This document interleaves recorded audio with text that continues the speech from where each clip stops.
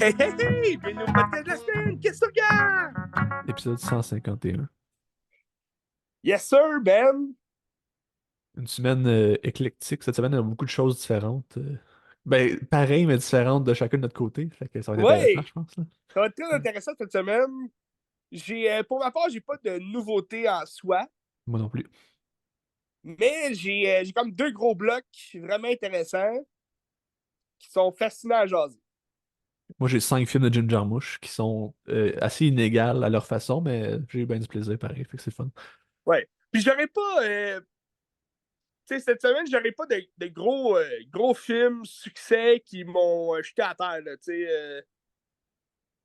J'ai pas été impressionné par tous ces films-là, mais c'est un style de cinéma qui est particulier, puis toujours Oui, le fun de regarder ce genre de film. absolument. Fait que, En fait, je peux commencer, si tu veux, avec ben, tout de suite mon gros bloc que j'adore, un bloc de Dario Argento. Donc, on en a souvent un peu, ben, souvent non, mais on en a un peu jasé dans d'autres épisodes, surtout de je dirais, son film le plus connu peut-être, sous son nom, ouais. qui est Suspiria. Donc, il y a eu déjà un remake qui a été fait par Luca euh, Guadagnino. Guadagnino. Mais tu sais, c'est un peu le Donc, père du Giallo aussi, Argento, je pense, là, tu sais, mais c'est lui qui a comme inventé peut-être ce genre-là. C'est pas un slasher, mais c'est comme surnaturel, puis c'est des couleurs ouais, pétées, c'est ben, vraiment très esthétique, là. son style est particulier parce que Dario Argento va faire surtout des films d'horreur. Quand on regarde sa filmographie, c'est pas mal tous des films d'horreur. Puis, ben, il a commencé, bon, au début des années 70. Donc, je pense que ses deux premiers films là, sont en 70 qu'il les a sortis. Puis, moi, j'ai pas vu ces films des années 70. Donc, moi, tous les films que j'ai vus et que je vais te parler cette semaine, c'est tout, ben, pour la plupart, c'est dans les années 80. Puis, on peut dire que c'est plus. Ben, peut-être pas ses plus grands succès, parce qu'en 70, il y en a quand même fait qui sont réputés, là, quand même solidement. Là. Mais dans les années 80, là, je vais te parler de 4 films qui ont été faits par Dario Argento qui sont quand même reconnus, là, que, on en a souvent entendu parler. Euh, comme je peux commencer avec Inferno. Je sais pas si le nom te dit quoi, mais Oui, oui, oui, ouais. c'est un Je les nom ai pas assez. vus. Pardon? J'en ai pas vu d'autres que Suspiria, mais ça me dit quelque chose. Tu sais, je vois des gens qui en parlent souvent, puis Bon, c'est ouais. assez reconnu, là. Parce que tu vois, Suspiria, il est sorti en 77. Puis 77, bon, on voyait quand même son style assez pété. J'ai pas vu ses films d'avant. Je sais que son film Deep Red, qui est sorti en 75, c'est un de ses grands succès aussi que j'ai hâte de voir, là, mais que j'ai pas vu malheureusement encore. Euh, je ne sais pas à quel point ses premiers films, dans les années 70, est-ce qu'il avait déjà trouvé son style un peu pété, un peu comme tu dis, le mélange de surnaturel, horreur. C'est sûr que c'était horreur, là, son film, mais de slasher, est-ce que c'était juste slasher années 70 ou, ben, il y avait du surnaturel déjà là-dedans? Puis le surnaturel, admettons qu'on a vu dans Suspiria, ben, il y a sa touche esthétique du jeu des lumières. Ben, je trouve Des que c'est lumières ça. rouges, des lumières bleues. Oui, Tu sais aussi, le cinéma d'Argento, c'est l'esthétique qui va primer sur la substance, je trouve. Tu sais, Suspiria, c'est le fun à regarder, mais c'est un petit peu ouais, plate comme histoire malgré tout. Mais tu sais, exact. c'est un beau film pareil. Tu sais, ça vaut la peine d'être vu, là, tu sais. Est-ce que les autres, ça va Exact. ressembler à ça ou pas? J'ai hâte de voir, tu sais. Ben, écoute, dans tous ces films, il porte une attention particulière à l'esthétique. Puis, comme tu l'as dit, souvent, c'est des histoires qui vont être redondantes. Hein. Quand tu as vu un Dario Argento, je pense que tu les as tous vus quand même parce que son style d'histoire va revenir là, de film en film. ça va toujours être une espèce de slasher, tueur en série, tu sais, qui. Puis à travers ça, ben, il y a comme un élément surnaturel qui fait en sorte que soit que c'est comme la mort qui est autour, qui rôde, ou bien c'est le personnage principal qui a comme une espèce de pouvoir de divination qui c'est comme. Tu sais, des fois, on se retrouve un peu dans du Stephen King, on dirait, tu sais, où est-ce que les personnages ont comme des sensations, puis ils découvrent ils découvrent des secrets tout seuls, sans aide. Mais ça fait aussi la force de Dario Argento. Dans le sens que si vous n'avez pas un film de Dario Argento, vous n'aimerez pas tous ses films. Tu sais, moi, j'ai aimé Suspiria sans adorer. Tu sais, mais j'ai aimé ça. Euh, mais moi, j'avais déjà vu 2 films avant Suspiria. J'avais déjà vu Inferno, que j'ai réécouté cette semaine. Inferno, qui est sorti en 1980, qui raconte l'histoire d'une jeune femme qui vit dans un appartement à New York.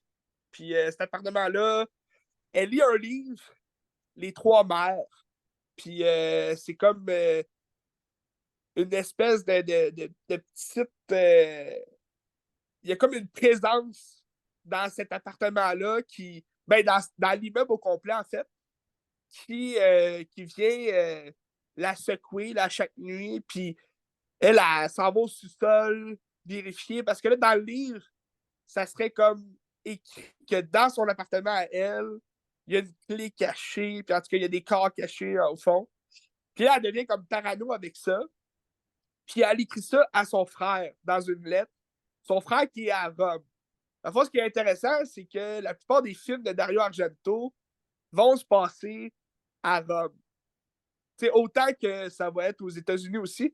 Mais Dario Argento, c'est un Italien qui vient de Rome. Donc, je ne sais pas si on peut dire que c'est un Romain. Oui. Mais ben, il est né à Rome. Puis, c'est ça, dans ses films, ça va souvent se passer en Italie. C'est des films très italiens, là, très. C'est ça qui est le fun aussi, c'est pas juste des slashers, ben ordinaires, comme on voit aux États-Unis dans ces années-là, des années 80. C'est pas du Friday the 13 ou du Nightmare on Elm Street. C'est du Dario Argento qui est un slasher à l'italienne, dans le fond. Fait que, c'est ça. Dans Inferno, elle écrit à son frère qui lui, il vit à Rome. Puis, il étudie à Rome, en fait, là, mais là, il est comme inquiet pour sa sœur, fait qu'il revient chez eux. Ben, il arrive chez sa sœur à New York, puis là, il découvre qu'elle est comme portée disparue. Fait que là, il va essayer de découvrir qu'est-ce qui s'est passé à l'appartement. Puis là, à travers ça, ben, il y a plein de gens qui meurent de façon assez rough. Là. Il y a un homme qui se fait manger par des rats, genre, solidement, là, juste avant de. Ben, il se fait comme dévorer, puis là, il crie encore, il est encore vivant, puis là, il y a un tueur en série qui arrive, puis il coupe la tête, genre, ben, tu sais, t'es comme, Christy, c'est quoi qui se passe, t'sais? Tu sais même pas pourquoi les gens meurent autour, c'est juste, chaque fois que quelqu'un parle du livre des trois mères, ils sont tués, genre. Fait que, puis tu sais, le film, pas mal tous les films de Dario Argento durent environ là, 1h50, là, plus ou moins 1h50. Puis ce film-là, ben, il peut passer comme une demi-heure sur une femme qui est pas tellement importante là, à l'histoire, qui va genre essayer d'aider. C'est pas clair si c'est son chum, là, mais comme le frère de la fille qui est à New York, elle étudie avec lui, puis là, elle va voir la lettre de sa sœur, puis elle va aller chercher le livre des trois mères pour se renseigner dessus à la bibliothèque, puis là, elle va se faire poursuivre par le soir en série. Puis là, elle va comme. C'est ça. Elle se fait poursuivre, fait que là, on la suit pendant une demi-heure. Là. Elle essaie de s'enfuir, puis là, au final, elle se fait tuer là, de manière très violente. Là. Mais Mais tu sais, tu te dis, OK, c'est un peu bizarre. Puis à la fin, tu comprends c'est qui le tueur en série, tu comprends c'est qui l'espèce d'être surnaturel de l'appartement. Mais je trouvais que le tout, tu sais, c'est.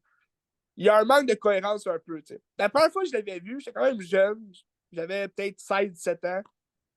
Puis j'avais trouvé ça cool parce que l'esthétique est le fun. Mais comme on disait, l'histoire est pas toujours là, tu sais. C'est plus au niveau de l'esthétique. Puis tu sais, oui, c'est violent, oui, c'est sanglant. Puis moi, j'adore ça, tu sais, un film d'horreur qui est violent et sanglant. Je trouve qu'on en manque aujourd'hui, tu sais.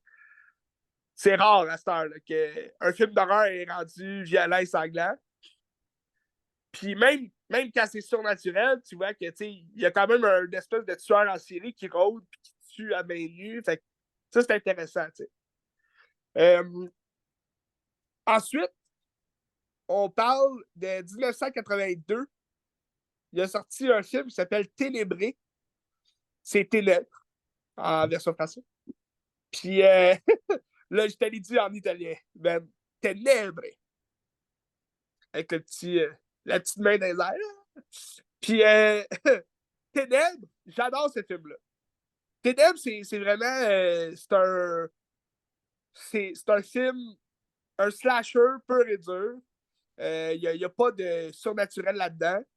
C'est vraiment comme une histoire de vengeance, si tu veux, d'un tueur en série qui a vécu une humiliation plus jeune. Puis il veut juste se venger en tuant des gens, puis il devient fou, puis tout. Puis dans le fond, ce que j'aime de ce film-là, lui aussi, je l'avais vu quand même plus jeune.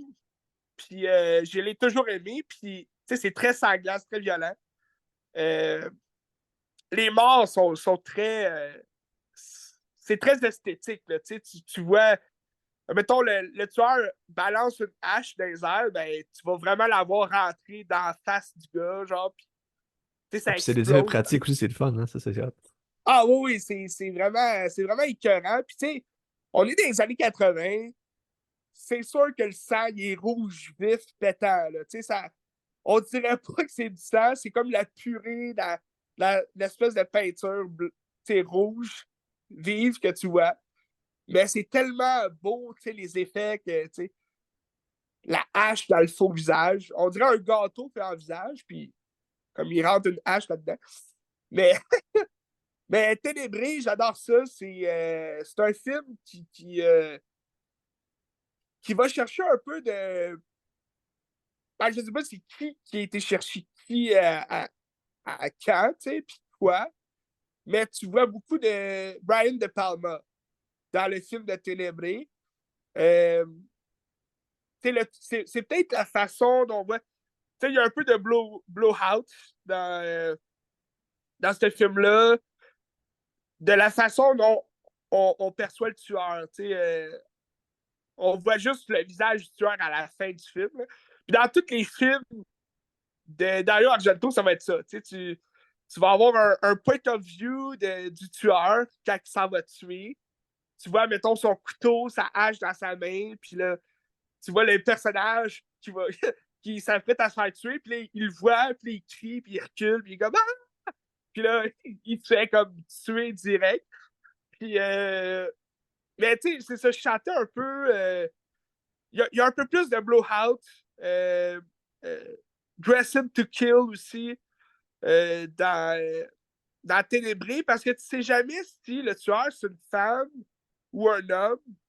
Puis à la fin, t'as encore comme. Tu sais, tu découvres c'est qui à la fin. Je vous dirai pas c'est qui pour pas spoiler, même si le film a plus de 40 ans. Puis, tu sais, à la fin, tu te demandes encore est-ce que c'était vraiment cette personne-là? Ou si, tu sais, tu peux te faire des idées que c'était peut-être quelqu'un d'autre. Puis, dans le fond, l'histoire, je pense que j'ai pas encore raconté l'histoire, là. C'est une histoire très simple. C'est un auteur de livres à succès qui écrit des livres de détectives, là, de meurtres. Puis un peu comme du Sherlock Holmes, des meurtres à élucider. Puis il arrive à Rome pour une séance d'autographe, d'entrevue, etc., de dédicace. Son agent, c'est John Saxon C'est de A qui? Nightmare on Elm Street. Tu sais, le père de Ah Nancy ouais, là, ok, ouais, dans ouais. Le Flic. Ouais. Puis il est comique, là, c'est comme son agent qui capote, puis tout. Puis dès qu'il arrive à Rome, il y a des meurtres qui commencent. Puis dans ses livres, c'est souvent des femmes qui sont tuées. Fait que là, il est comme.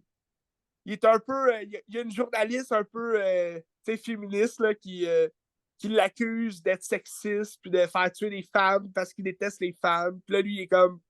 Ben là, on se connaît depuis genre 14 ans, tu sais que je suis pas de même, là, mais c'est mon style de livre, c'est ce que je fais, puis tout. Fait qu'il y a un peu de Hitchcock à travers ça. Les Hitchcock, on accusait de détester les femmes blondes parce qu'ils mouraient toujours dans ses films. Fait que, dans le fond, le meurtrier se base principalement sur un livre qui s'appelle Ténèbres. Donc, c'est pour ça que le film s'appelle Ténèbres. Puis le tueur tue avec un rasoir à main, là, bien affilé. Puis là, ben, de fil en aiguille, le tueur va comme un peu changer son mode de fonctionnement. Puis là, ça te met un peu la puce à l'idée, OK, il y en a peut-être plus qu'un tueur. Mais je fais juste vous dire ça. C'est un très bon film, moi j'adore. Fait que ça reprend Scream un petit peu. Là. Scream s'en va là avec deux tueurs. Ouais, Mais ben c'est ça, tu te dis, OK, il peut tout arriver. T'sais. Puis tu sais, c'est un film, on est en 1982, là, le slasher commence, tu sais, il est pas. Il était peut-être là un peu, là, dans les années 60. Il y a des films de malade mentale, mais c'était souvent basé sur des histoires vraies, tu sais, des familles vraiment craquées qui tuaient. Puis là, tu arrives dans les années, à la fin des années 70, de Halloween qui arrive, qui donne un souffle à ce nouveau genre de film d'horreur qui est le slasher pur et dur, avec un tueur masqué. Après ça, ça c'est en Amérique. Aux États-Unis, tu arrives avec A Nightmare on Elm Street, Friday the 13th, Texas Chainsaw Massacre qui était dans les années 70 aussi. Puis, tu. Là, dans ce film-là, tu es en Italie. C'est complètement un autre concept, mais qui garde quand même le jeu du slasher, qui est de trouver c'est qui le coupable, de se faire. C'est un meurtre et mystère, dans le fond. Tu essaies de découvrir en, comme, autant que les personnages principaux du film. Fait que c'est un très bon film, j'adore. Je pense que les deux films que tu as parlé sont sur Tubi, je pense, ou sur Canopy. Parce que c'est quand même facile à Ça trouver se de peut. Argento, me semble. Ouais. Ben, il y a beaucoup de. On va la revenir peut-être un peu plus tard, là, mais il y a beaucoup de derniers films d'Argento qui sont sur Tubi aussi, que j'ai Moi, pas vu. j'en ai un DVD que c'est Giallo qui paraît que c'est vraiment pas bon. J'ai pas regardé Ouais. encore. Je sais pas. Ouais, ben, on peut en reparler, mais comme je te dirais, là, à partir des années 90, son style un peu. Son style diminue, puis comme. Il est comme rabaissé d'année en année. Tous ces films, ils ont l'air comme extrêmement mauvais. Là. Ils ont des mauvaises critiques. Puis, Diallo, je pense que c'est Adrian Brody qui avait dit allez pas voir ce film-là, c'est pourri. Puis, genre, on dirait qu'il a comme détesté travailler sur ce film-là. Fait que je sais pas pourquoi, mais en tout cas, ça a l'air que c'est mauvais. C'est sûr qu'à un moment donné, si tu te fies juste à l'esthétique puis pas à la substance, ben, si ton esthétique, les gens la connaissent, puis si tu te réinventes pas vraiment, je vois pas Ouais. l'intérêt après ça. Je pense, tu sais, j'ai comme l'impression, Dario Argento, il s'est fait un peu avoir dans l'évolution du cinéma, là, dans le sens que il essaye de suivre le mode moderne, mais son style ne fit pas tant avec la modernité du cinéma. Parce que, tu sais, faut se le dire, tu sais, faut pas juger ben plus loin que, que, que ces films, c'est des films d'une certaine époque différente. Là, faut pas, faut pas que tu regardes les films de Dario Argento, surtout les premiers, les années 70-80. d'un autre œil plus moderne. Parce que c'est des films d'une autre époque. Oui, il y a des femmes nues. Oui, il y a beaucoup de femmes qui se font tuer, puis comme c'est très c'est très tu sais c'est divisé là, le masculin, le féminin, c'est deux choses complètement différentes dans un film d'horreur de cette époque-là. Puis tu sais, faut quand même se détacher du cinéma moderne où on a des conceptions et des idées aussi évoluées plus qu'à cette époque-là. Ouais. Mais ça reste que c'est des très bons films. Absolument.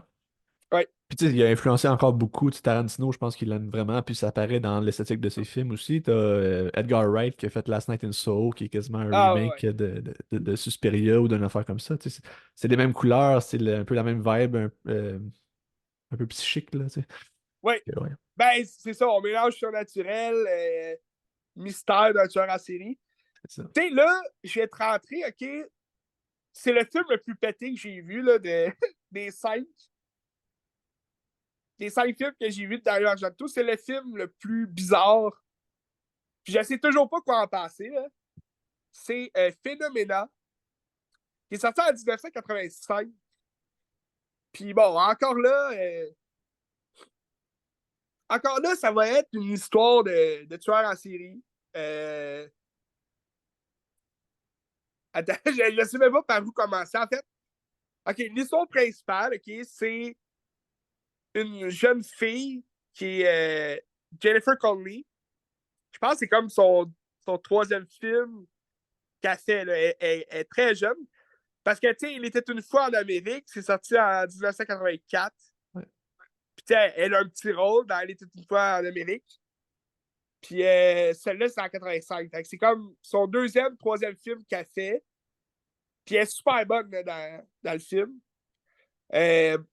En fait, c'est une jeune fille qui arrive dans un pensionnat à Rome. Un pensionnat de filles. Puis c'est une américaine, tu sais, son père, c'est un acteur, puis tout. Puis elle a comme pas le choix d'aller dans cette école-là. Je me rappelle plus trop pourquoi, mais elle a pas le choix. Puis c'est juste un pensionnat de filles.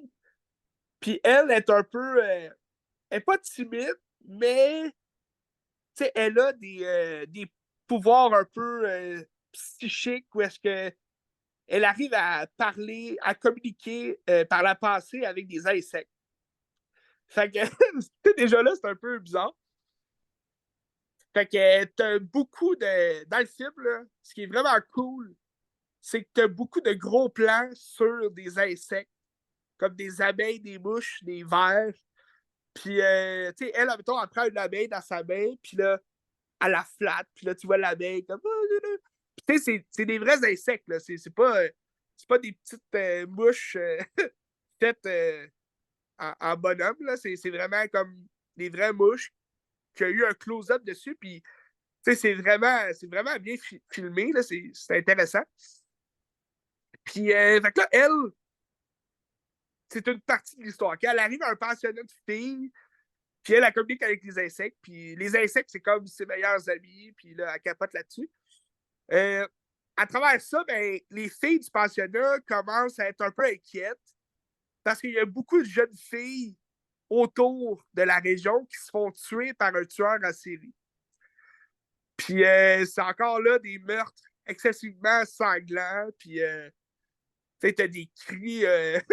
Les filles crient comme des folles là, pendant genre 10 minutes. Là, t'es comme, ah, je vais baisser le son un peu. Tu sais, t'écoutes pas ça à 10 heures le soir là, dans ton appartement parce que ça crie à ta babouette. Puis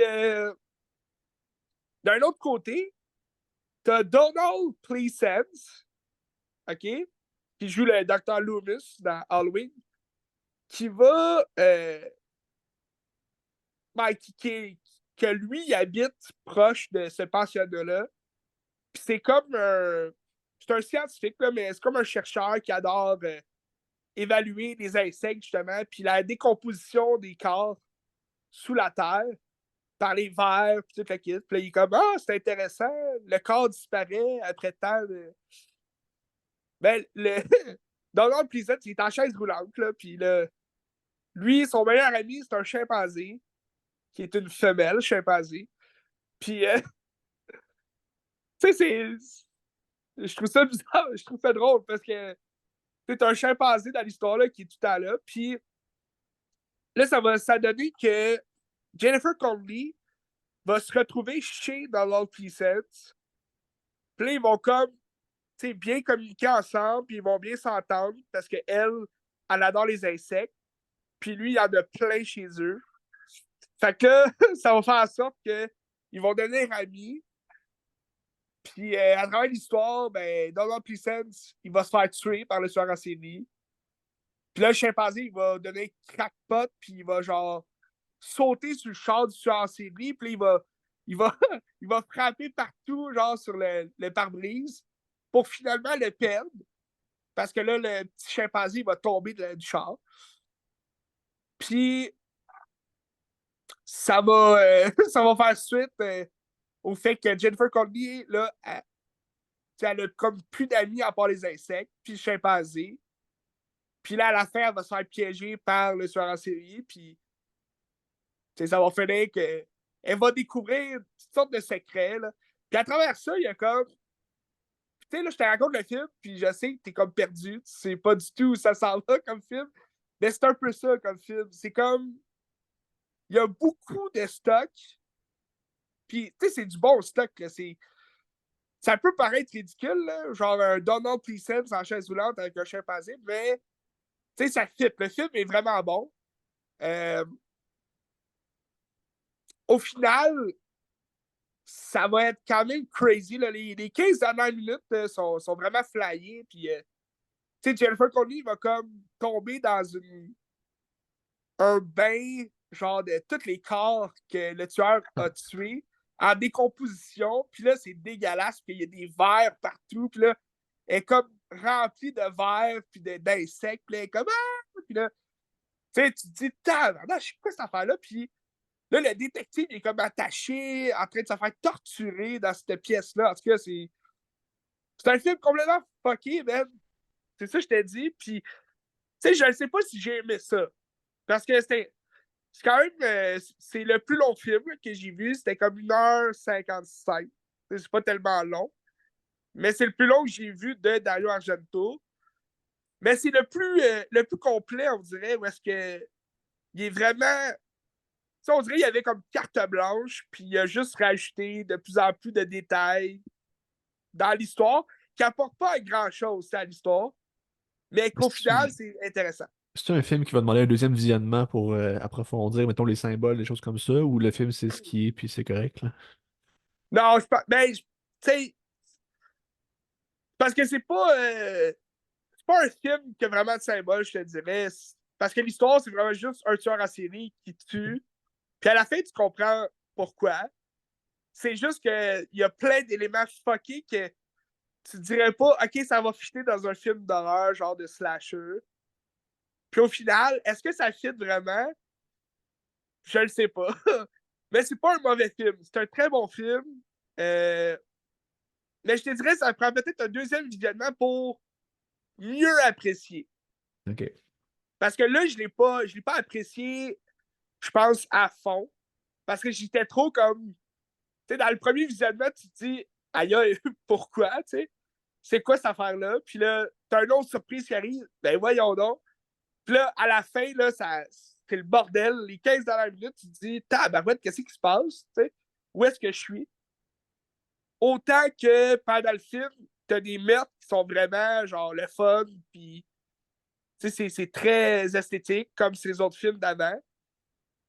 Mais à un moment donné, il y a comme trop d'éléments un peu fuckés que tu te dis, là, ça devient trop fucké. Là. Je comprends plus rien, puis qu'est-ce qui se passe? T'sais? Mais c'est un très bon film. À suivre, on check ça. À suivre certainement, oui.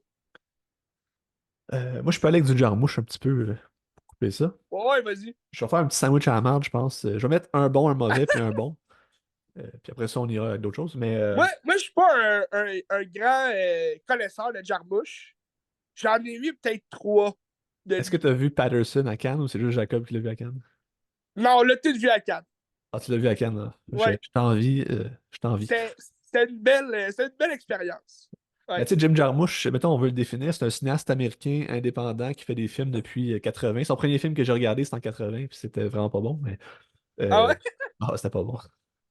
Puis c'est ça, puis je pense que ce qui définit vraiment le cinéma de Jarmusch, puis qui revient à chaque film, c'est le fait que c'est des âmes errantes. C'est des personnages qui n'ont pas vraiment de but, puis qui font juste être. Puis ça se ressent dans sa structure, pour le meilleur, puis pour le pire aussi, parce que des fois, c'est vraiment trop Ah ouais? lousse, puis ça fait comme pas vraiment de sens. Ou c'est peut-être, pas que ça fait pas de sens, mais c'est peut-être un peu trop ennuyant pour ce que ça veut être, là, dans certains cas. Je reparlerai de Permanent Vacation tantôt, que c'était vraiment dégueulasse, hein. Mais je commencerai avec mon film que je me suis gâté. C'est un film que je regarde comme 2 fois par année, parce que c'est mon film préféré des 10 dernières années, j'imagine, qui est Patterson, que tu as vu à Cannes. Puis je suis comme, ah, t'es chanceux. Puis dans le fond, Patterson, c'est un Ben, film. Ouais. ben en y repensant, là, j'ai vu deux films de Jarmusch à Cannes. Ouais, le documentaire sur Iggy Pop, là. Ouais. Ouais, Documentaire sur Iggy Pop, où est-ce que Jarmusch puis Iggy Pop étaient dans la grande salle, parce que c'était le film dans le Grand Palais. ouais. Fait qu'on a passé le tapis rouge, ben, avec Jarmusch. Il a Puis, tellement l'air relax, Jarmusch, il parle vraiment pas fort, puis pas vite, puis il est comme, ah, avec ses cheveux ouais, ouais, blancs, là. c'est très.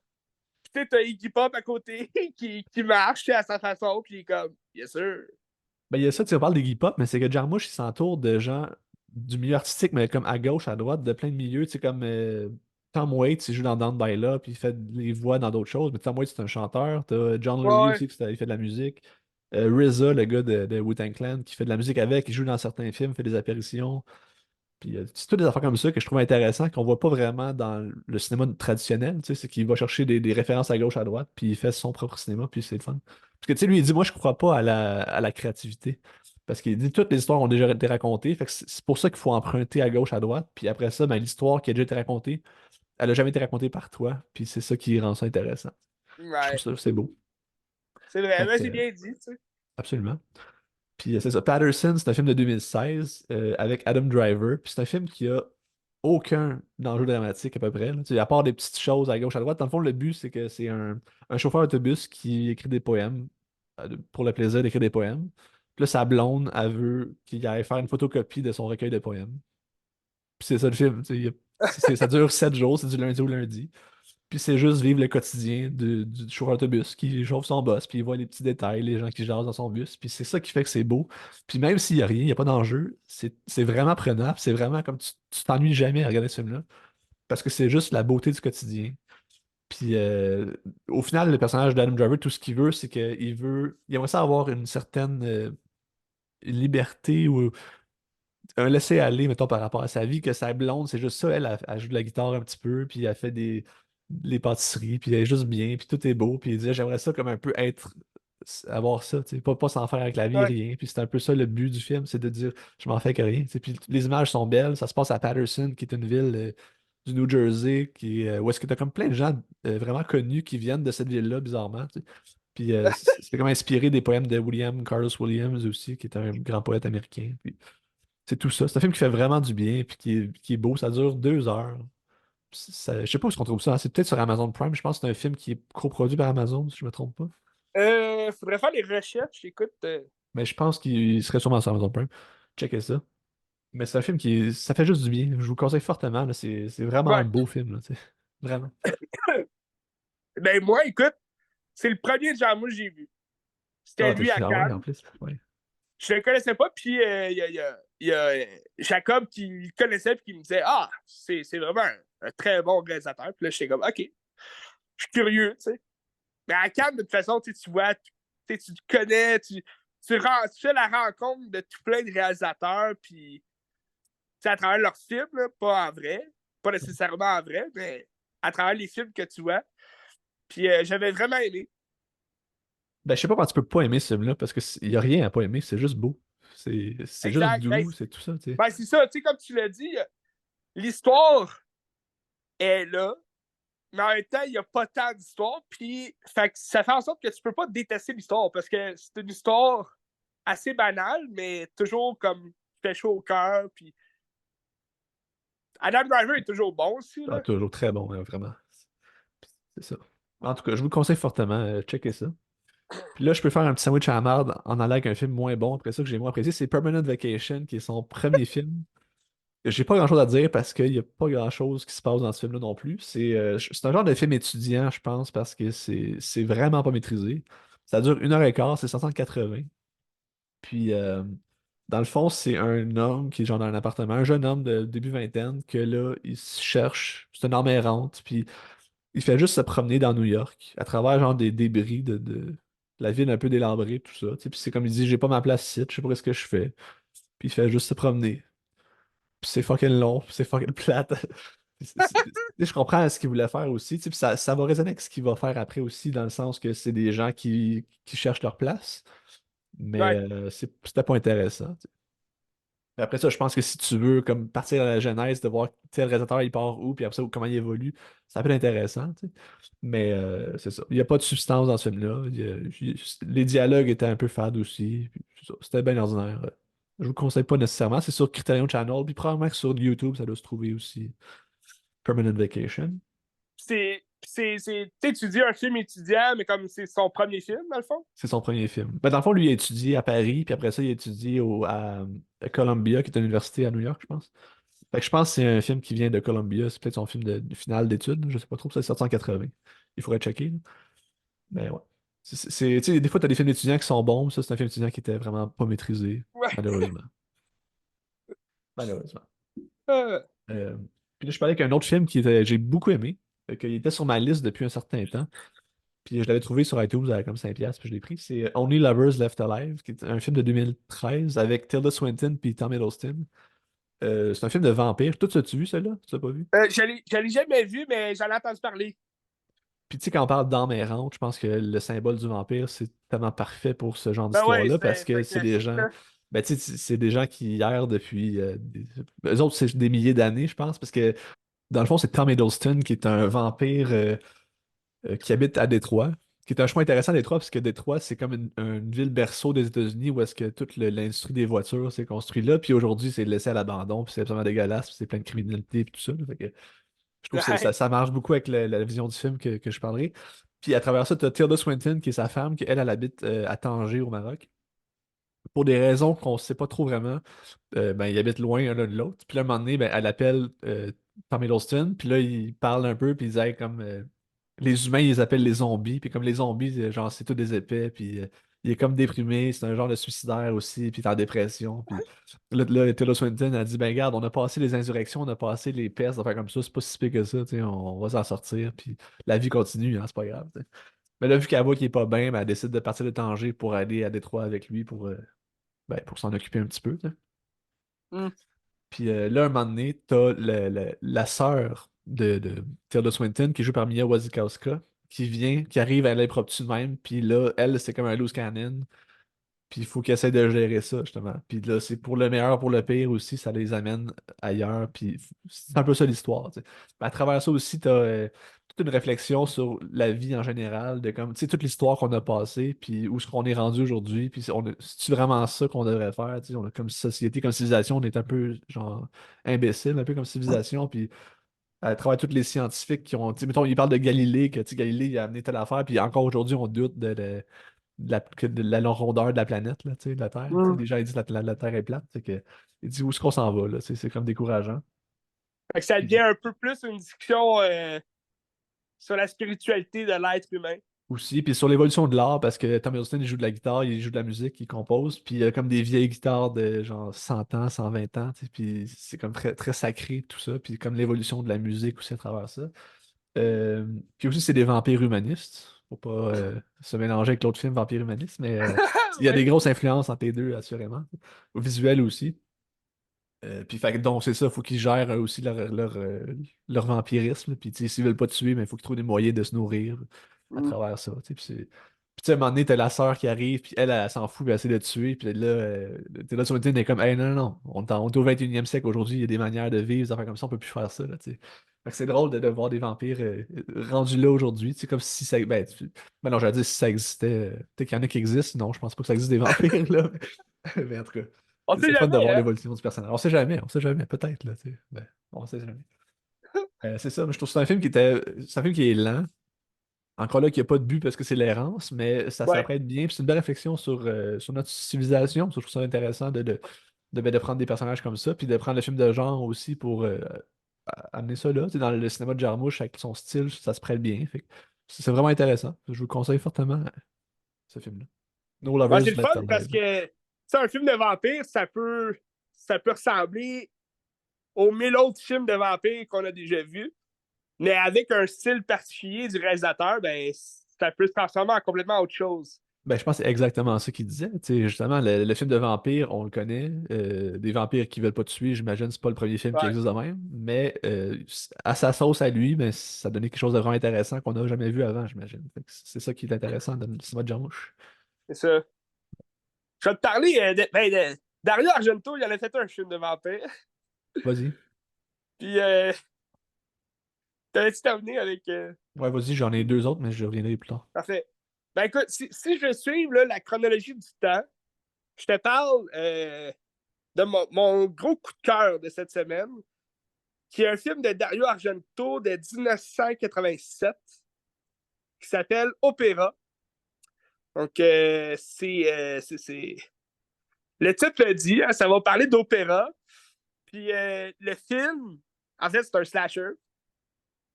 Donc, c'est pas nouveau. C'est vraiment c'est en plein le style de Dario Argento.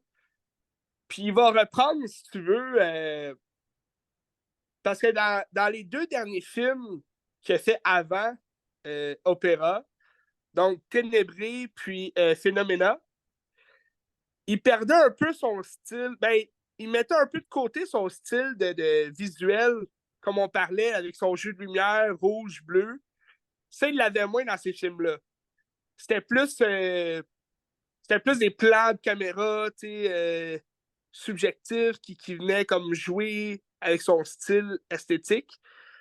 Puis c'était moins aussi une ambiance de si tu veux, d'art visuel. C'était plus, on allait vraiment dans le vrai monde, puis on regardait le film à la lumière du jour. Euh, Tandis que là, avec Opéra, il se permet un peu plus d'aller chercher son style à nouveau, son esthétisme. Parce que bon, c'est une histoire qui se passe à l'opéra. C'est probablement basé sur le fantôme de l'opéra.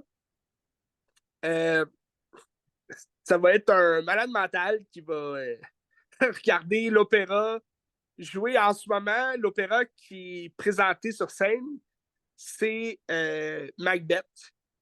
Donc, Lady Macbeth, en fait. Donc, c'est l'histoire de Macbeth et de sa femme, toute la trahison. Puis, la chanteuse qui va interpréter Lady Macbeth, ben, elle va remplacer une femme qui a eu un accident, qui était la chanteuse principale. Fait que là, elle va être comme un peu jalouse de la petite nouvelle qui vient se faire qui vient remplacer. Puis là, elle a toutes les louanges parce qu'elle est super bonne. Puis là, ben, tu vas voir des yeux du tueur en série qui va regarder la nouvelle chanteuse, puis il va comme tomber en amour avec elle. Mais c'est un amour particulier parce que c'est un malade mental. Fait que il va commencer à tuer des gens dans son entourage à elle, mais il veut le faire devant ses yeux. Fait que son instinct de psychopathe va l'amener à la prendre toujours par surprise, à l'attacher sur un mur ou sur une poutre. Puis là, il va y placer sous les yeux comme des espèces de petites aiguilles. Genre, fait que là, il dit, si tu fermes les yeux, tu vas te perforer, genre, les paupières. Fait que regarde, genre. Puis là, elle a comme pas le choix de regarder. Elle a un tape sur la bouche, puis comme, ça elle ouvre les yeux parce que là, elle saigne, genre, des yeux si elle les ferme. Puis là, il tue, genre, ses amis devant ses yeux. Puis là, elle capote parce que elle peut rien faire. Puis là, à la fin, il fait juste comme la détacher. Puis là, il dit, retourne chez toi.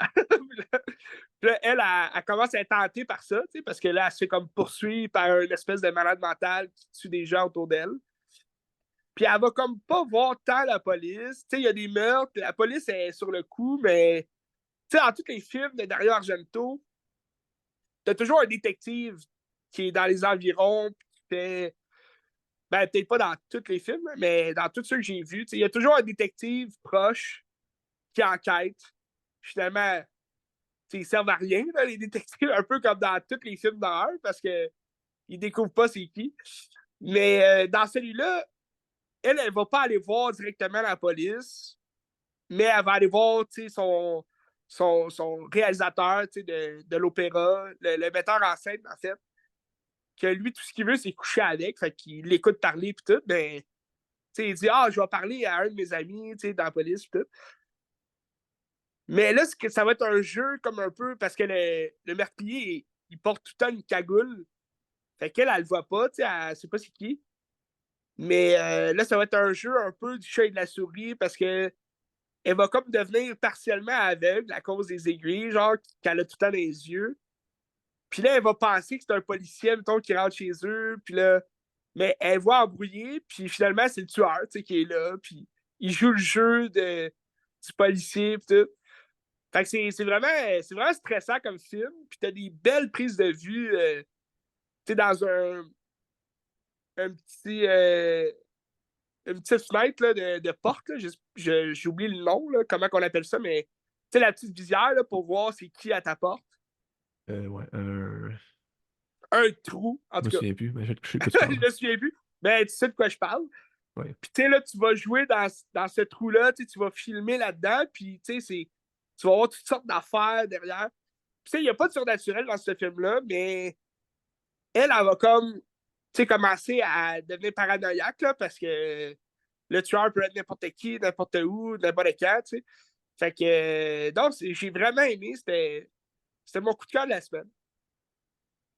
Puis t'as des morts, Puis, encore une fois, très, très violentes, puis très originales aussi, si je peux dire.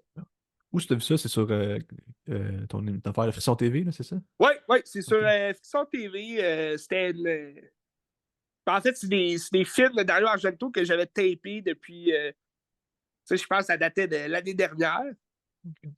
Mais j'attendais d'en avoir une bonne batch pour justement faire un bloc comme ça. Puis ça tombe bien parce que là, tu sais, là, je te parle d'opéra. Je te parle du fantôme de l'opéra. Puis, tu sais, c'est Dario Argento. Tu sais, là, on est en 1987, puis il fait ce film-là qui est vraiment incroyable.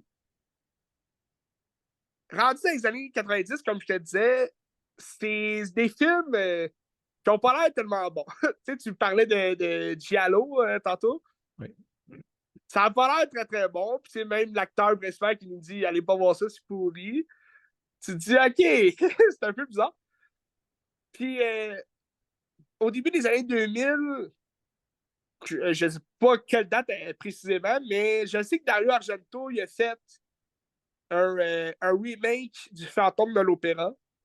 Ok. Puis en 2013, il a fait un remake de Dracula. Puis Dracula, moi, je l'ai vu, là. J'ai regardé Dracula, puis c'était mauvais, là. C'est C'était avec pas un qui? très bon. Pardon? C'est avec qui? Ben, l'acteur qui joue Dracula, c'est Thomas Kretschmann. Tu le connais sûrement de visage. Il a souvent fait comme des seconds rôles, des méchants dans des films. C'est lui qui joue le baron, le général Baron, quelque chose, dans Captain America. Pas Captain America, Ouais. excuse, Avengers Ultron. Age of Ultron. Ouais, c'est ça, c'est lui. Thomas Kretschmann. C'est lui qui joue Dracula. Il joue dans King Puis Kong.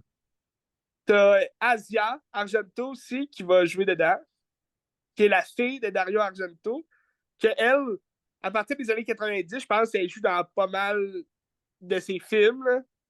On l'a vu dans d'autres films aussi, mais comme on dirait, elle se permet, là, parce que c'est son père, là, fait que tout le temps dans ses films. Mais là, ça va être eux les personnages principaux. Puis t'as le docteur Van Der Sien qui est joué par Rutger Hauer, que bon. Blade Puis tu sais, le Runner. Dracula, bon, c'était plate, là. C'était plate parce que c'était long. C'était pas mal rien du jasage. Puis t'as peut-être une bonne scène où est-ce que tu reconnais du Dario Argento, parce qu'il y a comme des émulsions de sang partout, parce que là, Dracula, il coupe des têtes, puis genre. Mais, tu sais, il a manqué de budget là, dans ce film-là, puis. Tu sais, on parlait tantôt, il y a sûrement de la misère, Dario, à vivre avec les temps modernes, puis comme l'évolution de toutes choses. Mais tu sais, il rajoute des effets visuels, du CGI, qui sont quand même pourris, puis en plus, son sang, il est encore comme rouge vif, comme si on était dans les années 80.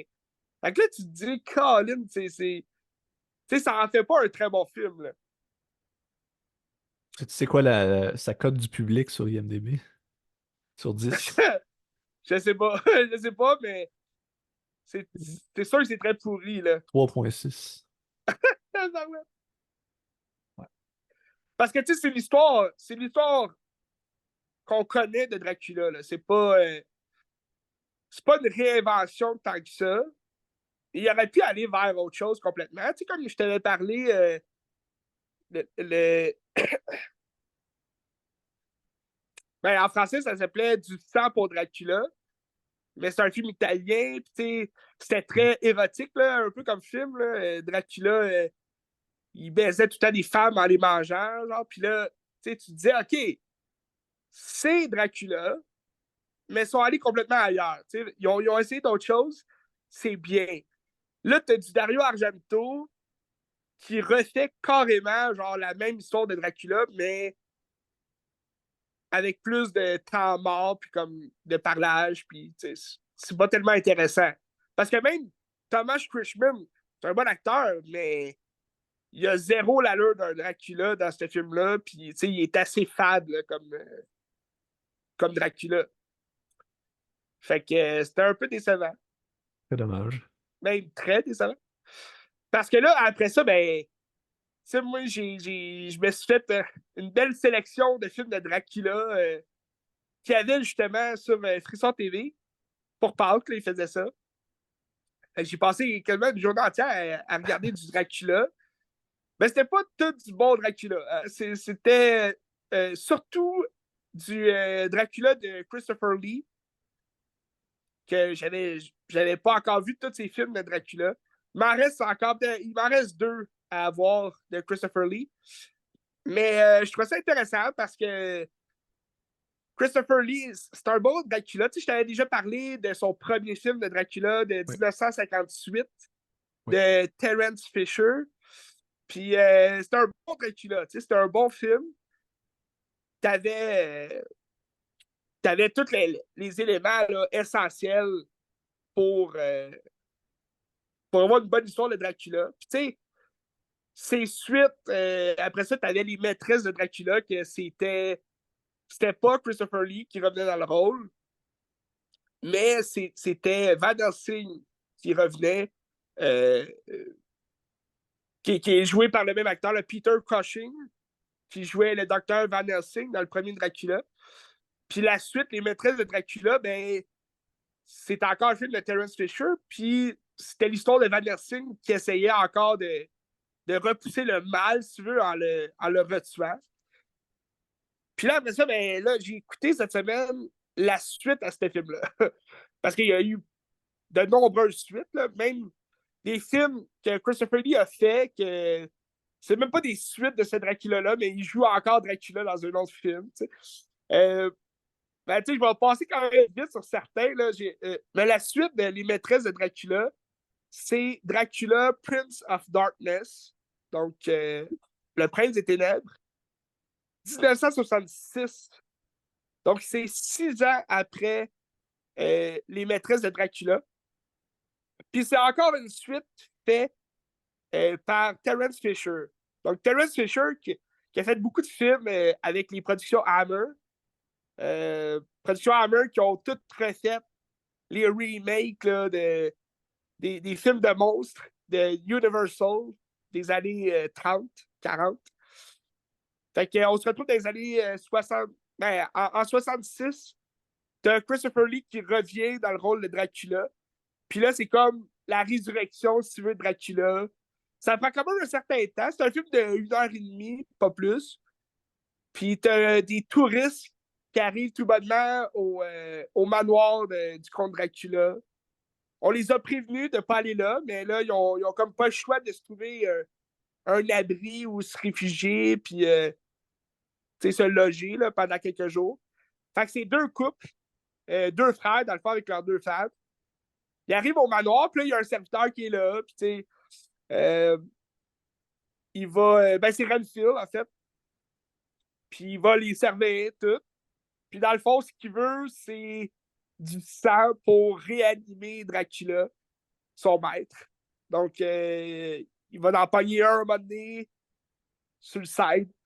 Il va l'attacher dans les airs, il va le laisser s'éviter de son sang sur la tombe de Dracula. Puis là, Dracula, il va revenir. Puis tu sais, au moment où Dracula revient, là, le film est très intéressant.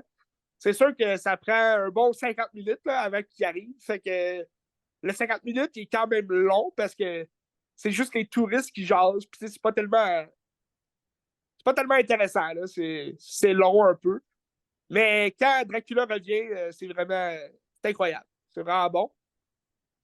Puis là, à la fin, ben, il va se faire défi là, quand même. Tu sais, dans tous les films, c'est ça qui est un peu ridicule, c'est que il y a beaucoup de suites de Dracula avec Christopher Lee. Puis dans toutes les suites, on dirait que Dracula, il devient de plus en plus épais. Puis genre, il se fait avoir vraiment facilement avec des, des, des,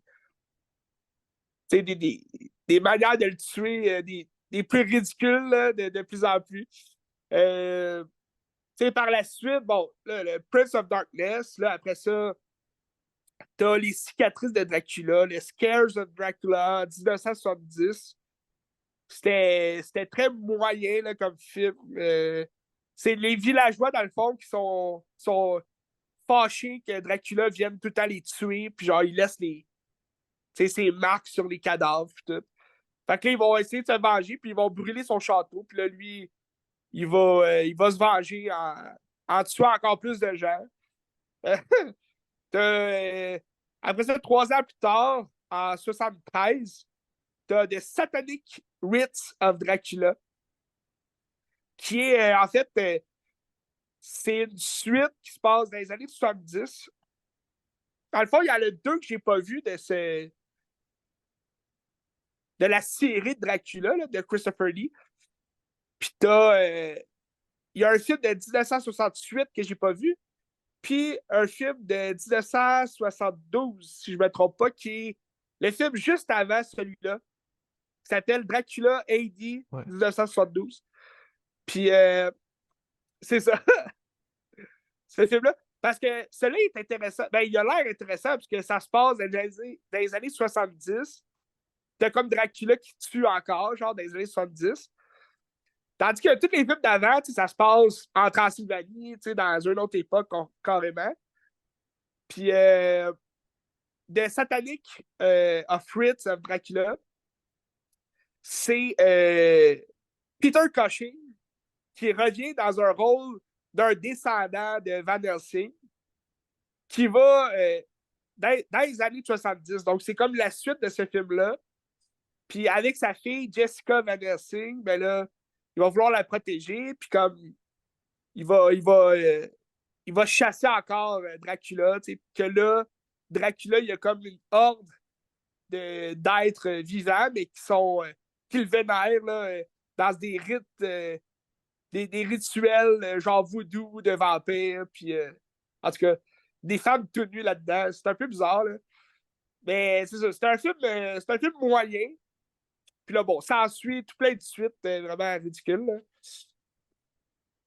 Là. Tu sais, c'est ça. T'as Christopher Lee qui va jouer le comte Dracula dans d'autres films qui ont vraiment pas rapport avec tous les autres films qu'il a fait là, depuis genre 1958. Tu sais, il a joué dans un remake de Jesus Franco. Jesus Franco que je connais pas du tout. C'est quoi? Ça a l'air d'être un réalisateur italien qui fait un remake du Comte Dracula, mais avec Christopher Lee encore dans le rôle, qui joue un Dracula moustachu, puis comme vraiment plus vieux. C'était pas un très bon film. Là. La caméra qui bouge tout le temps sans arrêt, puis t'as comme aucun esthétique. C'est vraiment un film de Dracula fade. Un peu comme le Dario Argento là, qui a été fait. Puis ça, c'est un peu dommage. T'as des films de même que tu te dis, bon, pourquoi je regarde ça? C'est tellement mauvais que c'est comme, ça sert à rien. T'sais. Dommage Puis, pour Christopher. pardon? Dommage pour Christopher. Ouais, ben c'est dommage. Mais tu sais, il y a tellement. Christopher Lee, c'est un acteur légendaire. Il a fait tellement des bons films, mais il a fait aussi des films vraiment pourris. Là, à travers les époques, là, je veux dire, il fait des films depuis justement Ben, son Dracula, 1958. Puis il a tellement fait de films que tu te dis, c'est sûr, il a fait des pourris là-dedans. Là. il a fait 289 films comme acteur. C'est Quand même énorme, hein? incroyable. Ouais. Dont, dont L'attaque des clones et La revanche des Sith en compte de coups. Ouais, c'est pas ses meilleurs, là, mais c'est correct. Euh, Puis je peux peut-être finir ce bloc-là. Là. Ça va avoir un lien avec mon autre bloc après, mais Terence Fisher, j'ai regardé son Fantôme de l'Opéra. Terence Fisher, c'était lui qui jouait avec, comment il s'appelle? Bud Spencer dans les films western un peu niaiseux? Ou c'est pas la même personne? Je pense que c'est un autre carrément, parce que je pense pas que c'est la même personne. Je peux aller voir s'il a fait de l'acting, là, mais Je vais aller voir Bud Spencer. Parce que. non, il a juste joué dans 2 films, puis c'est comme des documentaires. Ah non, c'est Pas le Terence même boy. Hill. C'est Terence Hill, c'est pas Terence Fisher. Dans Ok. Terence Fisher, là, il a fait énormément de films pour le studio Hammer Production. C'est tous des films de monstres, là, ou presque. Tu sais, moi, j'ai pas vu ces autres films, là, comme La malédiction de Frankenstein, La momie, La malédiction du loup-garou. Un film qui est sur ma watchlist, c'est The Hunt of the Baskerville, qui est une histoire de Sherlock Holmes. Ok. Les chiens de Baskerville. Sinon, c'est ça, j'ai vu ces films de vampires, là, Dracula. Puis cette semaine, ben, j'ai regardé The Phantom of the Opera, qui est le remake du Fantôme de l'Opéra par Terence Fisher. C'était correct sans plus, là. C'était pas, c'était pas incroyable comme film. Là. C'est la même histoire qu'on connaît, mais t'as comme un fantôme de l'opéra qui est moins épeurant que la version originale, puis que les autres versions aussi qu'on a vues. Je sais pas si t'avais vu celui de Joel Shoemaker là, qui est sorti comme Non, en non, je pas vu. 2005, Non. 2006 peut-être. C'est Gerald Butler, là, mais il est juste brûlé d'un côté. Il a pas la face complètement dégueulasse. C'était un peu mid aussi comme film. Euh, mais bon, là, c'est ça. La différence du film original, c'est que je trouve qu'il est moins effrayant, puis c'est en couleur.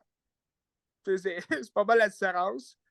Tu vas avoir aussi de l'acting un peu mauvais là, à travers les personnages. Mais ça reste que c'est quand même amusant comme film. Là, c'est le fun. Mais je vois pas de nouveautés dans le film. Là, fait que... Puis Dommage. j'imagine que pas mal tous ces remakes vont être comme ça. Tu regardais son Dracula de 1958, c'était pas mal la même histoire. Là, c'est les acteurs qui changent, la couleur. Donc l'esthétique peut prendre un upgrade de niveau un peu.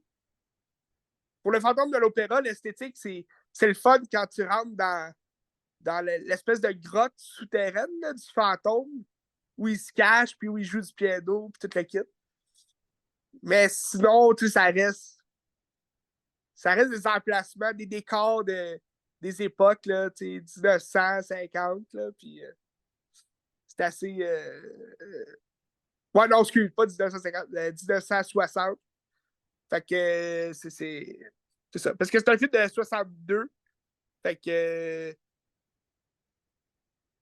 ça a quand même de l'âge, là, tu sais. Dommage. Oui! Veux-tu aller d'autres jarmouches? Ouais, vas-y donc. Ok, je suis allé à la Cinémathèque cette semaine. J'ai croisé Simon Louis Fecteau en rentrant. C'est cool. Hein? Ouais. Puis j'étais allé voir Down by Ella, une copie 35 mm. C'était génial. Down by Ella, qui est un film de 86, 87, sur trois personnes, ben deux criminels, c'est Tom Waits, puis l'autre c'est John Lurie, que je parlais tantôt, c'est des gens qui font de la musique aussi. Puis là, ils ont joué dans ces films. Puis John Lurie, il joue aussi dans Stranger Than Paradise, qui est son deuxième film en 84, qui était Hmm. bien.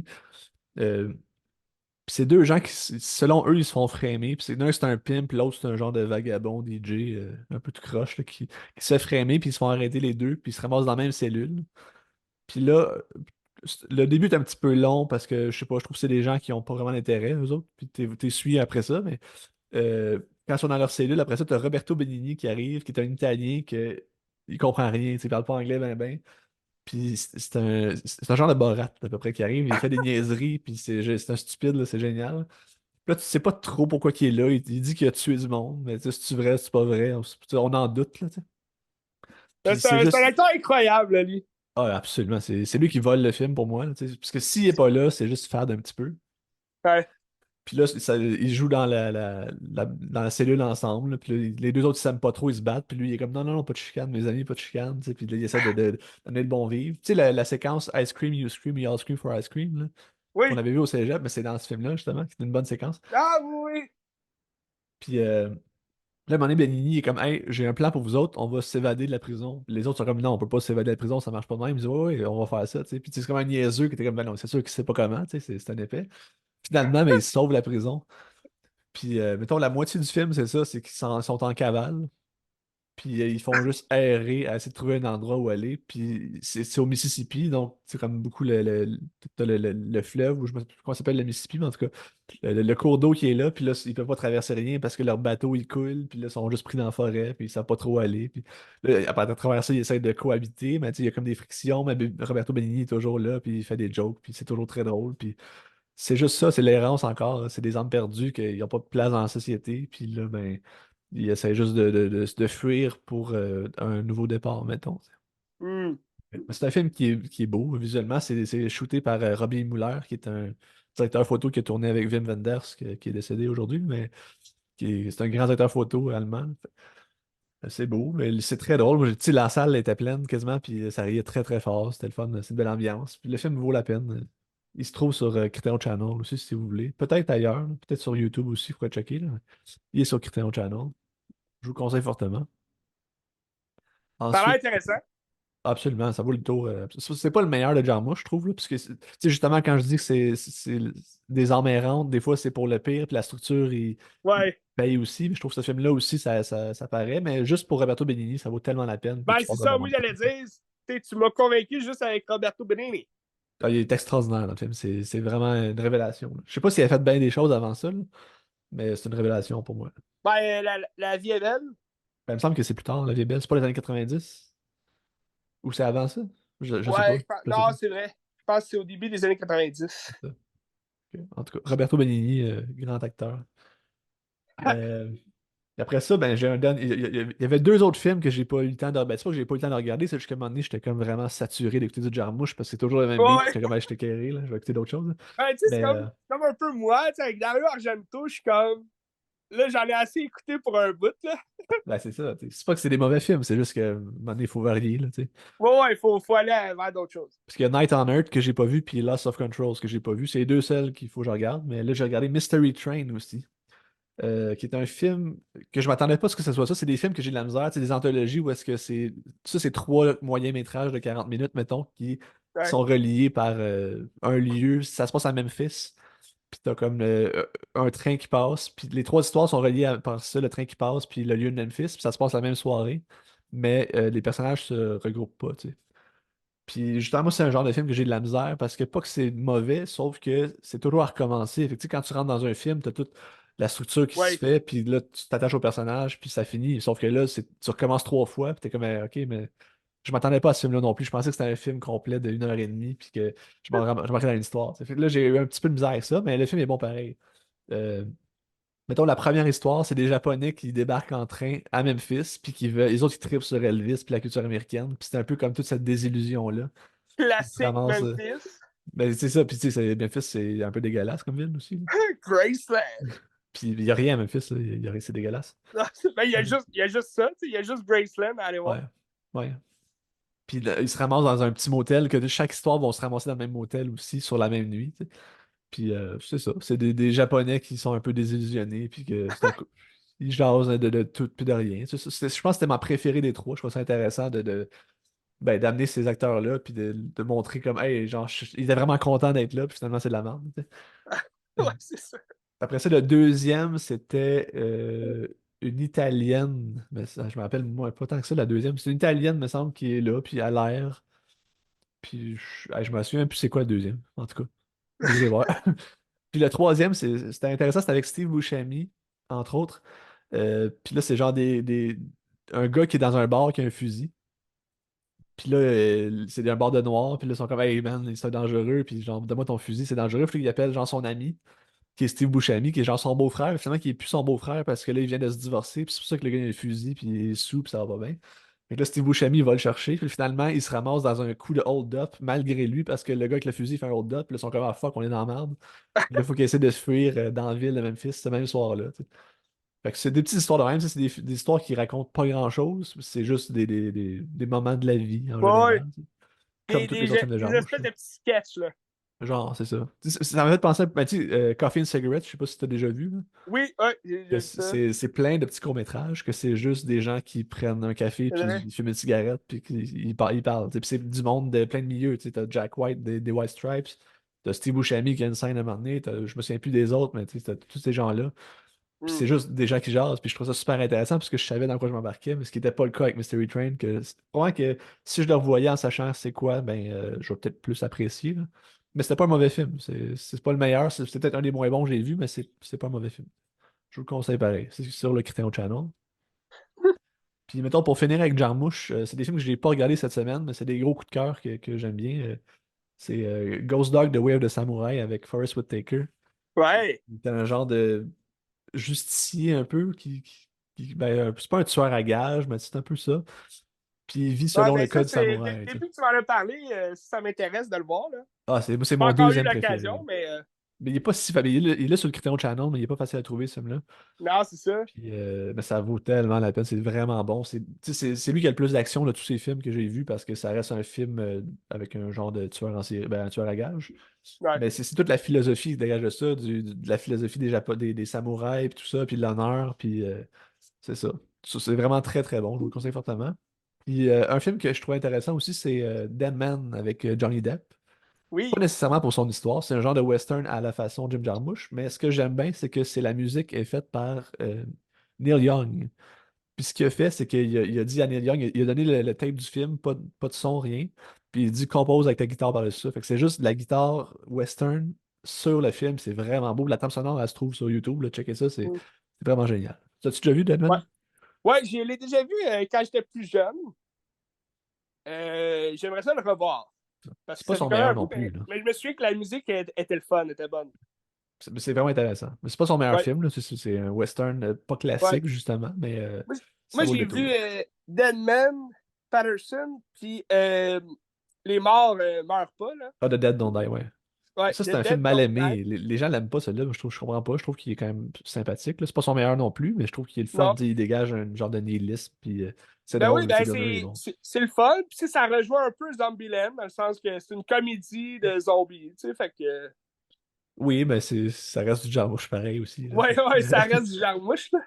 Tu sais, c'est encore des films un peu sans but, puis c'est des gens qui s'en vont se faire Exact, tuer par des zombies, puis ils s'en foutent un peu, là, tu sais. c'est ça. Ouais. Fait qu'en tout cas, Jim Jarmusch, grand cinéaste américain, je vous le conseille fortement. Moi, Ouais, moi, quand j'écris, je pense que j'ai toujours Jarmusch en tête. C'est un style que j'aime beaucoup. Fait que je vous le conseille. Christy, ça fait la job. Absolument. Écoute, je peux continuer, là. Mon dernier bloc, OK? Il me reste trois films à jaser. Moi, il m'en reste un. En fait, c'est trois films qui sont reliés pas mal au fantôme de l'opéra. Pourquoi ils sont reliés? Parce que c'est un peu des espèces Ben, c'est pas vraiment des remakes, mais sont inspirés de. Puis tu vas comprendre pourquoi. Euh, Leur histoire, tu sais, c'est toutes des. C'est trois histoires de vengeance, si on veut. Tu sais, le fantôme de l'opéra, tu l'as-tu déjà vu ou t'en as-tu Non, déjà non, vu un? jamais. Jamais.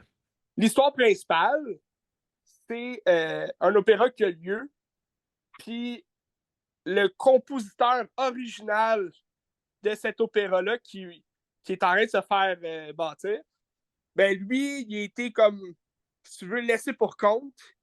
Puis là, il a comme brûlé dans un incendie de l'opéra il y a des années auparavant. Puis il veut se venger de, de l'homme qui a volé comme sa musique, si tu veux, son œuvre. Puis lui, son rêve, c'est juste de voir son œuvre se créer sur scène. Fait que là, il va comme hanter l'opéra, si tu veux, la salle de l'opéra qui est là. Fait qu'il va commencer à tuer des gens juste pour. Puis au final, ben ça, c'est un monstre, si tu veux, caché. Mais c'est pas une mauvaise personne, c'est juste que c'est un homme humilié, si tu veux, qui veut se venger. Fait que maintenant que tu connais l'histoire originale, je t'ai parlé de Brian De Palma, qui revenait un peu dans les films de Dario Argento. Je te parle d'un film de 1974. Ça fait quand même un petit bout que je l'ai vu. Mais j'attendais le bon moment pour t'en jaser. Puis c'est cette semaine, le bon moment. C'est Phantom of the Paradise. Donc déjà là, tu De as De Palma? Phantom dans le titre. C'est un film de De Phantom Palma, ça? de Palma Ok. en 1974. Donc on se retrouve quand même là, au début de carrière de Palma. Donc 1974, juste pour te donner une idée, Carrie a été faite en 1976. Donc c'est son film, si je ne me C'est quoi son trompe pas, premier film? avec Carrie. Ah non, il a fait un film entre les deux, en 76 aussi, qui est Obsession, que je n'ai pas vu. C'est quoi son premier? C'est. Euh, Écoute, il en a fait quand même gros avant. Tu vois, il y a le premier film de Robert De Niro qui est I, Mom en 1970.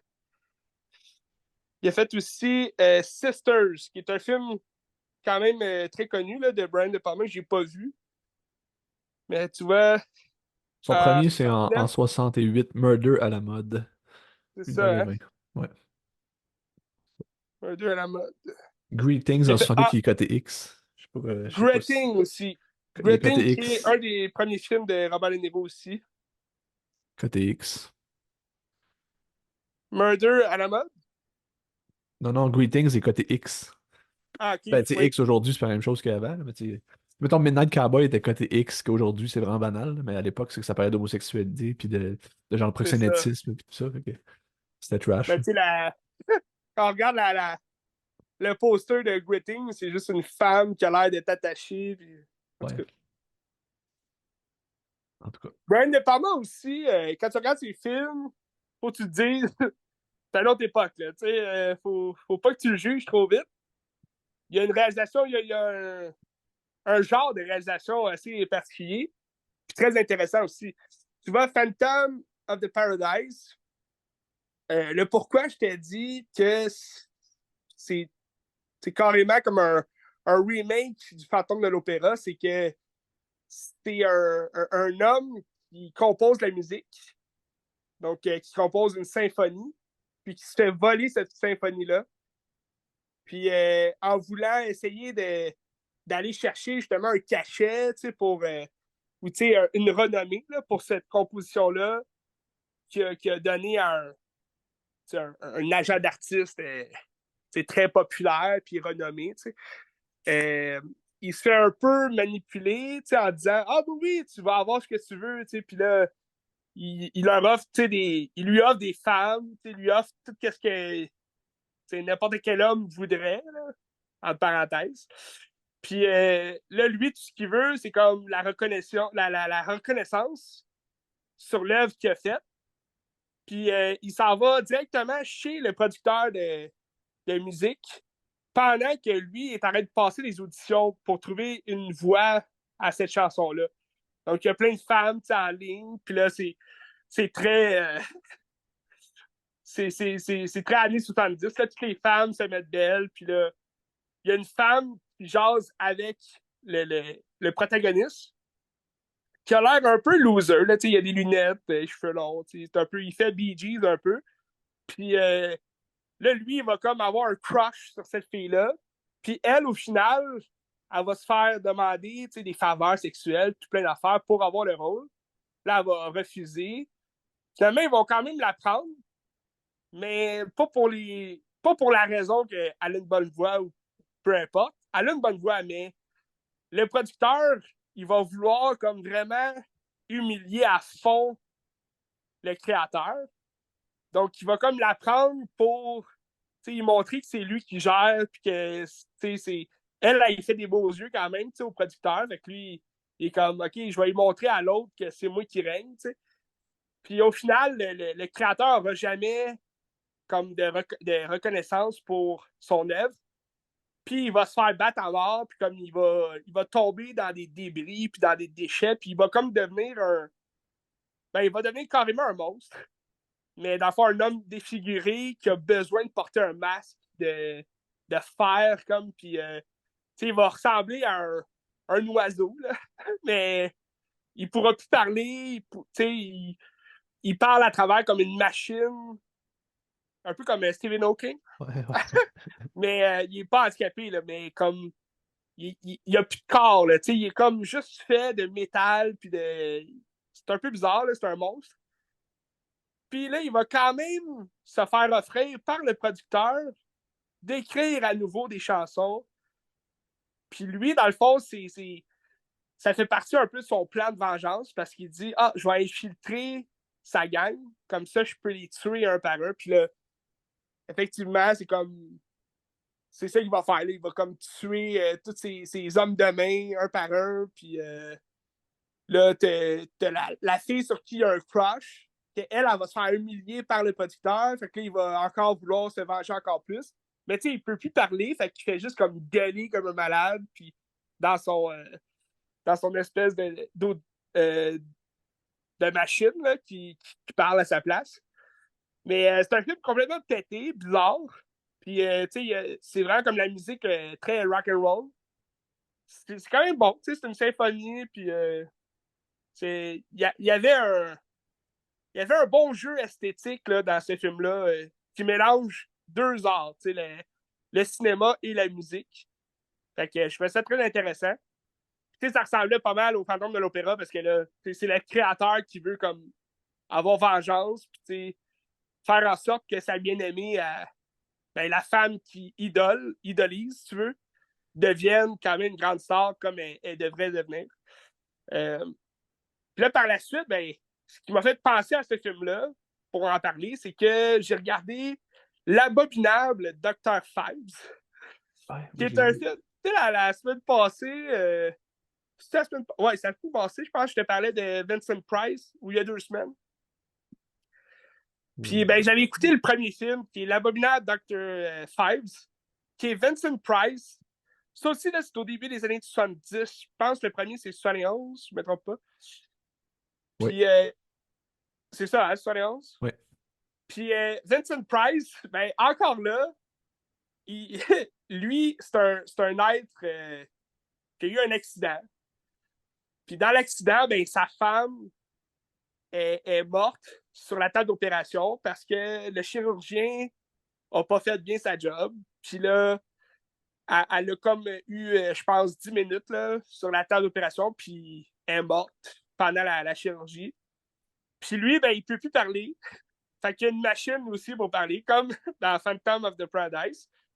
Puis dans le fond, il porte un masque. Puis tout son masque, c'est comme juste c'est un être immonde. Là. Fait que, ça vient encore en lien avec le fantôme de l'opéra où il porte un masque pour se cacher. Puis c'est une histoire de vengeance parce que là, le Dr. Fives, qui est un chirurgien réputé quand même, va, euh, va concocter une espèce de plan de vengeance où il va tuer tout le monde qui a été associé, si tu veux, à la mort de sa femme. Donc, tel médecin a donné tel dossier à tel autre médecin, avec là, lui, il est coupable, il va le tuer. C'est toutes des morts assez particulières, là, puis quand même originales. Il y a un des boys, il rentre dans son avion, il fait de l'avion, genre, puis dans l'avion, ben, le Dr. Fives, il a mis des rats. Puis là, les rats, pendant qu'ils volent, les rats le mangent. Là, le gars, il capote parce qu'il se fait manger par les rats dans les airs. Puis là, l'avion, elle se crash, puis il meurt de même. Mais sur chacun de ses cadavres, il prélève comme du sang, puis là, il met une espèce de croix dessus, une espèce de cercle, là, un collier. Puis là, c'est comme une signature. Là, il y a comme des détectives qui, eux, ils jouent un peu un rôle comique, là, les détectives. Fait que c'est un peu un film comédie d'horreur, si tu veux. Parce que Dr. Fives va agir un peu de façon ridicule aussi, des fois.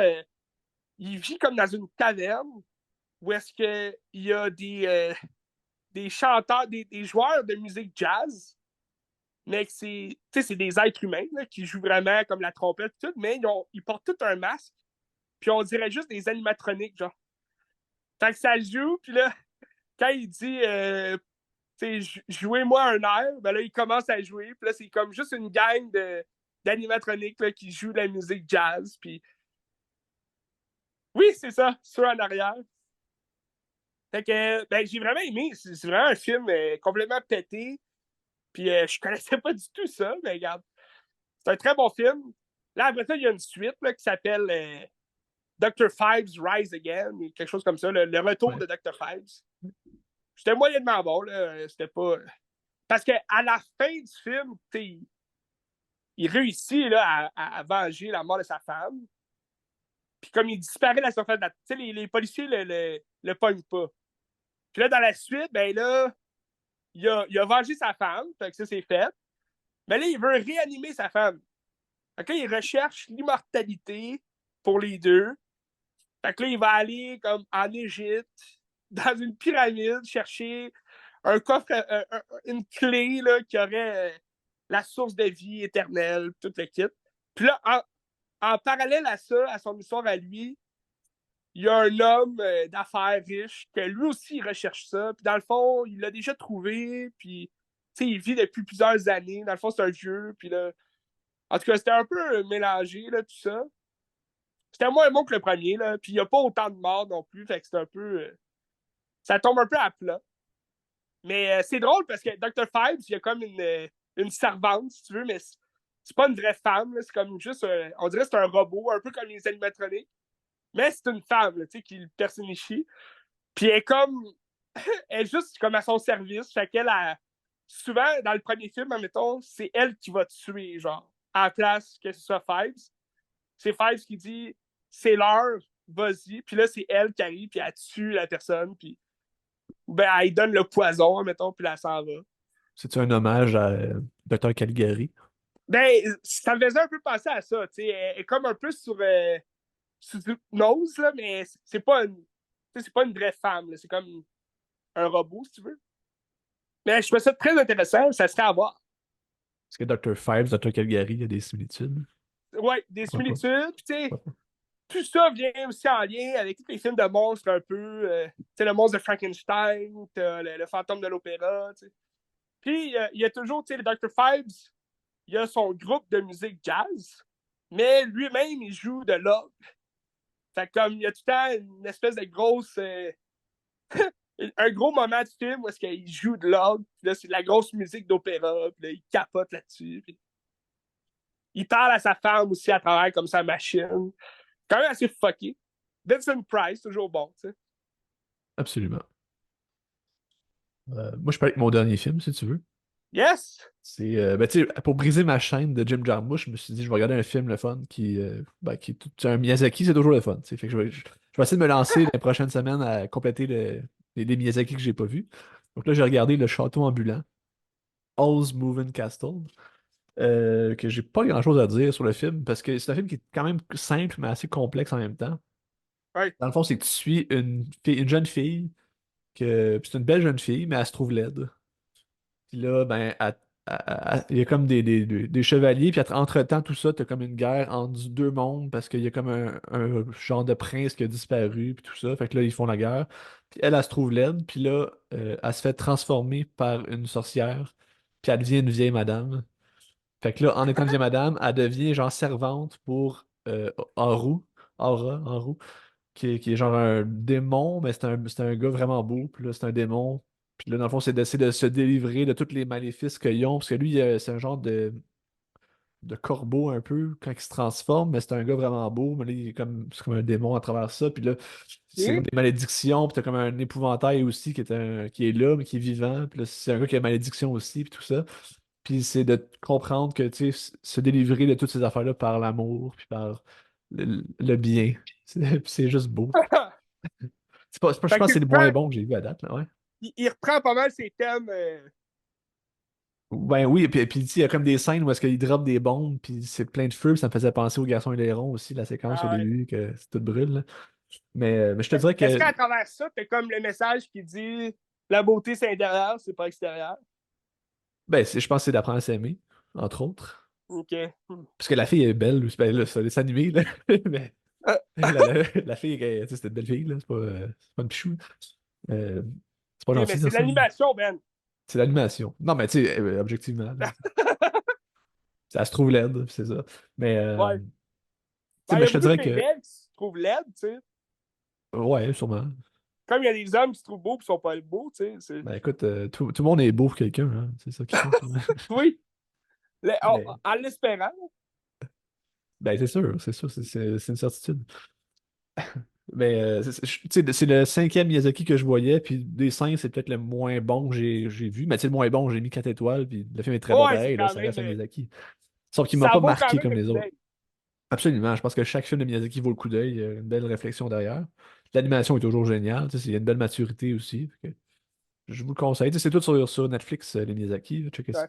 Est-ce que tu dirais, mettons, tu sais, comme on jase tantôt de deux réalisateurs en particulier, Dario Argento, Jim Jarmusch, est-ce que tu dirais que Miyazaki, c'est tu sais, tu regardes un de ses films, tu les as quand même tous vus, tu sais, sans vraiment avoir vu comme. Tu sais, l'animation reste la même, les thèmes reviennent. Tu sais, je veux dire, même si chacun de leurs films vont être bons, c'est quand même des films qui sont redondants, puis que, tu sais, t'en as vu Ben, un, tu les as tous ouais. vus.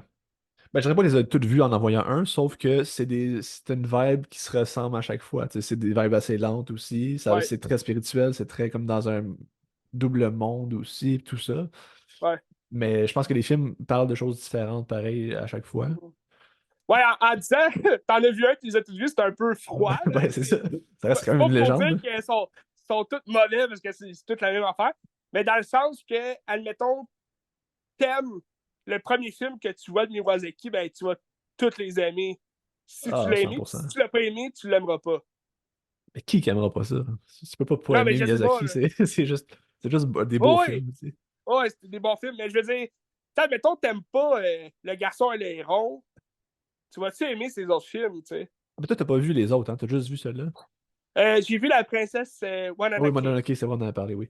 Ben, tu sais, Garçon et Héron, je trouve que c'est le plus cryptique de ces films que j'ai vu. Ouais. Je te conseillerais de voir Le Voyage de Chihiro, c'est vraiment très bon, là. Spirited Ah, Away. ben, ces films-là là, sont tous dans ma watchlist sur Netflix. Mon J'attends juste préféré, le bon moment pour comme me faire.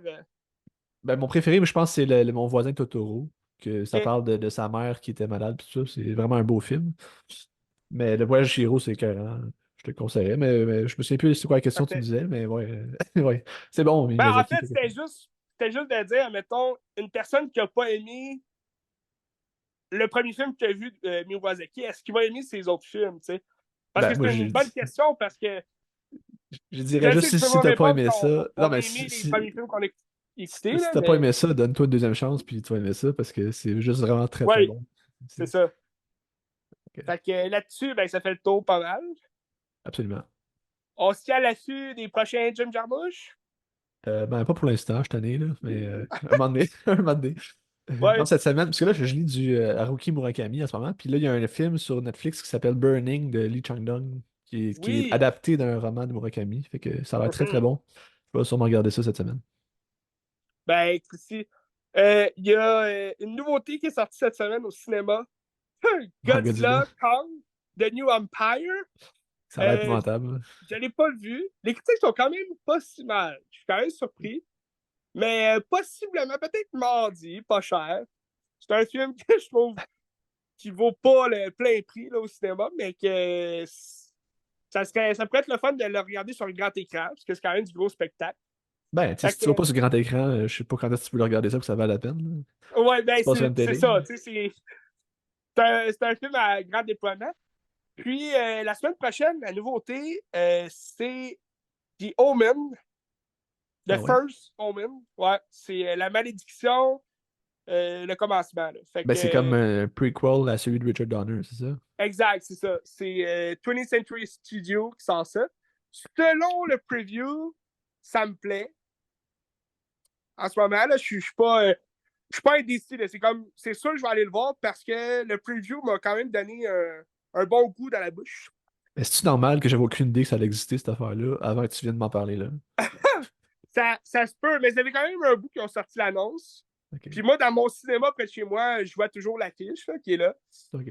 depuis quand même longtemps, là, genre la fin de l'été. Mais ça se pourrait que t'en as jamais entendu parler. C'est pas. Je suis pas un grand fan des premiers films de The Omen. Là. En fait, j'ai pas tout vu les. Ben, je pense que c'est le troisième, The Omen, que c'est Sam Neill qui joue le méchant. Là. Fait que, mais sinon, je suis pas un grand fan là, des deux premiers originales. Puis ils ont fait un remake aussi là, en 2006 avec j'oublie son nom, mais il y a Liv Scriber là, dedans. Puis sinon, ben c'est ça. Je vais voir. Je vais voir ce que ça donne comme film. Je peux pas encore me prononcer, mais selon la bonne annonce, ça a l'air quand même pété. Là. J'ai hâte de voir. À suivre. À suivre tout ça, puis on reste à l'affût et on regarde des films.